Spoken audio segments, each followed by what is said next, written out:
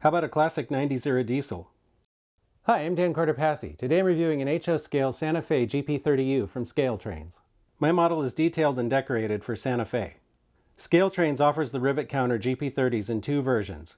The factory direct price for the DCC ready version is $204.99. I got my DCC and sound equipped version for $314.99 direct from ScaleTrains. We'll start the model at 100 possible points. The engine is packed in a sturdy cardboard box. Opening the box reveals an owner's manual with DCC and other information. Soft foam surrounds a plastic cradle that holds the model.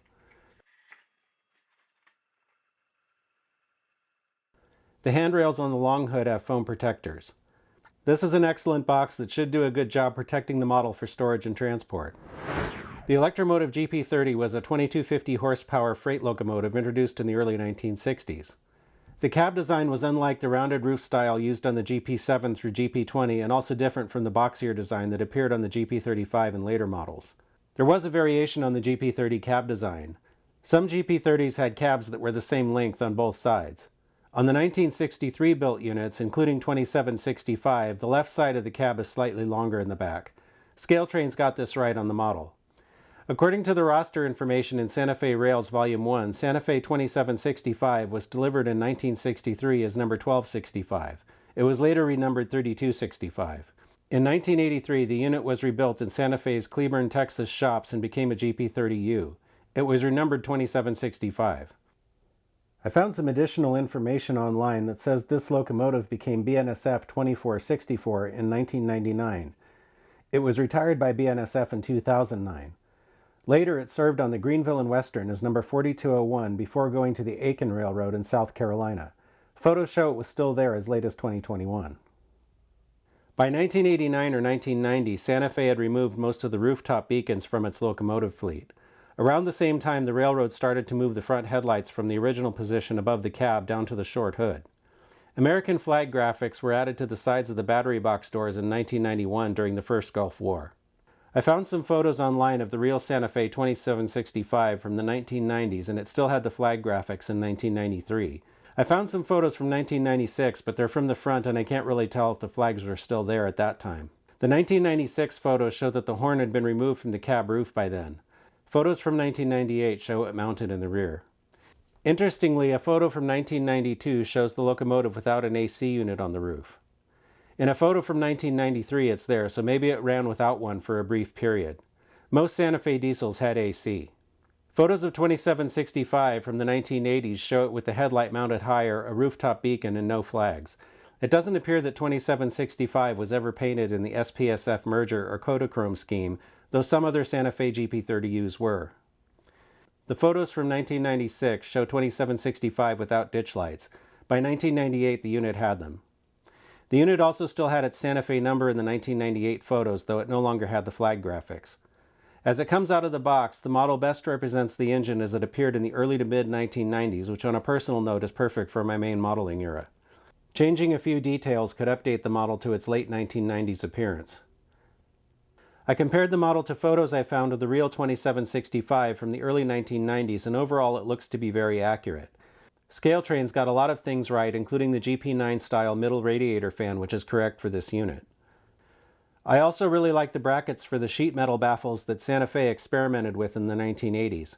Most of those were removed by the 1990s. A photo from 1993 shows 2765 with the mounting brackets still on it like on the model. GP30s were built with the cab windows set at an angle. Most of Santa Fe's GP30Us, as far as I can tell the ones that were rebuilt in Texas, had the two middle front windows modified to the straight across configuration as on the model. A small number of GP30U locomotives were rebuilt in San Bernardino, and at least some of those kept their original window configuration. I did find a few minor flaws and potential flaws. The first one I'm not sure about since I don't have a good roof shot of the locomotive, so I'll call it a potential flaw. In some photos it looks like 2765 might have been one of the Santa Fe units with a blue painted ground plane antenna instead of yellow as on the model. This is probably the most noticeable thing, and since I don't have a definitive photo, I have to give the model the benefit of the doubt here. Photos show that the conduit or pipe in the front of the windshield under the number boards was painted blue in 1993, though photos from 1996 show it in yellow, which was more common. More disappointing is that the part doesn't extend all the way up to the underside of the number board area, which it should. It only goes as high as the pointer in this shot.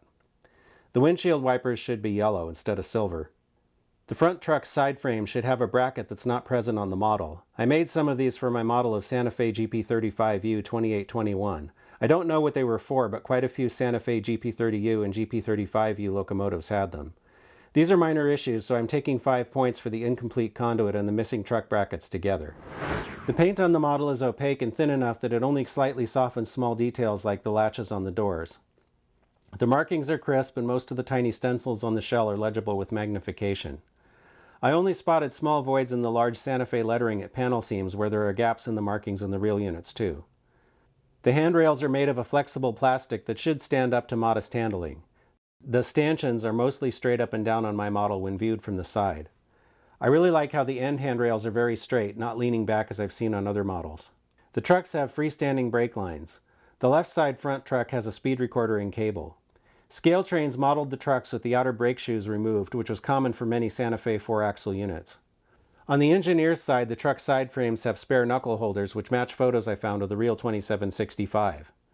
The wheel faces are painted, which is a nice touch. I'm glad ScaleTrains started doing this. In front, the engine has freestanding wire grab irons and separately applied windshield wipers. The numbers in the number boards appear to be applied under or on the back of a layer of clear plastic glazing, making them look like numbers behind glass. Lower down, the pilot has an uncoupling lever, an MU cable, and hoses. The drop steps on the ends are operable and are easy enough to move that I'm not afraid of breaking them. The cab side windows are positionable, though they don't always seem to stay put, other than sometimes getting stuck fully open. It's hard to see, but inside the cab has a complete interior. The cab has photo-etched sunshades, a small mirror on the engineer's side, and a larger one on the left side. It's in the folded position so that the mirror side is facing out. It's not movable, but if it were, the other side should be yellow. In back, the model has more freestanding wire grab irons and the same pilot details as the front. The blanked out number boards and class lights match the photos I found of the real 2765 from the 1990s. On top of the cab, the model has a horn casting and the raised antennas common to many Santa Fe units. The turbo exhaust has a photo-etched grille inside. The dynamic brake fan has a see-through grille and separate blades, and so do the radiator fans. Underneath the sill there are plumbing details, though some of these are tucked up inside so you really can't see them unless you turn the locomotive over. The wheels have the common RP25 tread profile. All of the axles are powered and all the wheels pick up current. The model has ScaleTrains knuckle couplers on both ends. Looking for a match on the horizontal center line, the front coupler is high, so I'm taking 5 points. The rear coupler is also high. All the wheels are engaged according to the NMRA standards gauge. There is no body wobble. The model weighs 14.3 ounces, slightly higher than the 13.9 ounce weight of the ScaleTrains Rio Grande GP30 I reviewed previously. Drawbar pull topped out at 3.5 ounces on my force gauge, a little less than the best 4.2 ounce result I got with the Rio Grande GP30. I'm running the locomotive on DCC. The engine has an ESU LokSound Series 5 DCC and sound decoder. I haven't changed any of the default decoder settings. Like a lot of DCC decoders, the address is set to 3 by default. F8 toggles the sound on and off, and also turns on the number boards, ground lights, and walkway lights. F0 turns on the headlight, which is directional. The forward headlight is on when the locomotive is set to move forward. The brightness of the dual headlight lenses is a little uneven. The rear headlight comes on in reverse. F2 sounds the horn. The length of the toot depends on how long the F2 key is pressed. F1 rings the bell.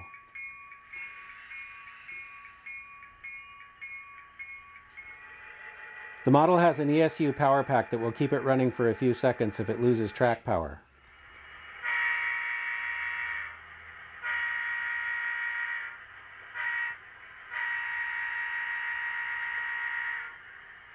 F10 activates the brake function. The locomotive will decelerate according to the momentum settings programmed into the decoder and stop. Pressing F10 again releases the brake and the locomotive will start moving.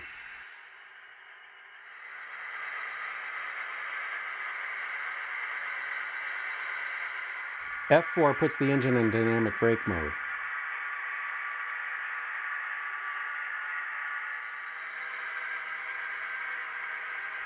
F9 activates the drive hold feature. This can be used to simulate a heavy train starting on a grade or a locomotive that is coasting. The locomotive has no issues on Kato 550mm curves, which are equivalent to a 21 5/8 inch radius. The locomotive runs very smoothly. With the sound off, it's pretty quiet. Because it's my preference, I'm going to change the stock couplers for KD158s. I'll start by removing the draft gearbox lids, and the coupler will come out. The coupler and the spring came out together, which saves me a little work. Usually I have to get the spring out separately. The KD fits right into the ScaleTrains draft gearbox. I like to check to make sure that it swings back and forth and centers like it should. This one looks good. Before I put the new couplers on, let's see if we can get the shell off. Most ScaleTrains engines just pull off. It looks like this one will do the same after a fashion. It's a little bit stubborn in the back end. There we go. So interestingly, this model has no electronics in the shell at all. The number board lights are up here on the chassis, the headlights on the chassis, rear lights on the chassis, and of course the main board and the decoder is plugged in up here. So if you had the DCC ready version, they would probably have a dummy plug here, and you'd have to replace it with a 21-pin decoder if you wanted to convert it to DCC. That looks pretty good. I think I'll leave it alone for now. The couplers are pretty close to the right height. I guess usually when you put KDs on a ScaleTrains engine, it lowers them a little, so since these were high to begin with, it actually got them into the right place. ScaleTrains makes really nice models, and this one's no exception. So in this segment, I'm going to do something a little different, and instead of talking about the model, I'm going to tell you a little story. So some years ago, I had a Santa Fe GP30u that I'd kit bashed from a Bachmann unit. And I'd done a lot of the things like, lowered the headlight and, did some of the detailing, but it really didn't live up to my current standards. So I came to a decision that it wasn't worth going back over that model and trying to rework it, because it had some issues that I wasn't happy with. And I don't know, sometimes it's just no matter how much you work on something, it's not going to be what you want. So I decided to sell it.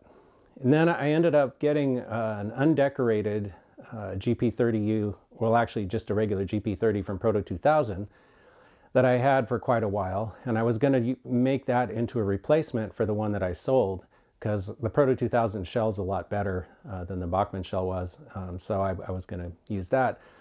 But then I did my locomotive inventory, and I realized how much I had and how many projects I had, and with other demands on my time, I decided that it really wasn't something I needed, so I was like, well, maybe I just won't have a Santa Fe GP30u. So I sold that model as well. And I was going to just be content with that until ScaleTrains did this. And, darn it, ScaleTrains, you got me again. So I was like, oh, that's a really nice looking GP30. So I ended up buying it. So anyway, I kind of consider this a replacement model in a way. So that's kind of why I got it. And I'm looking forward to running it on my layout in the future. Let's see what we've got. The model had a couple of minor detail flaws, so I took 5 points in the prototype accuracy category. Both couplers were at the wrong height, so I took 10 points in the standards and operation category. That leaves us with 85 out of 100 possible points, which earns a B. This is a nice model and it deserves a green signal. I think ScaleTrains did a really nice job on this model. If you're looking for some 1990s vintage Santa Fe power for your HO scale layout, then I think you might like it. If you like this video, then please like, comment, share, and subscribe. Stay tuned and thanks for watching.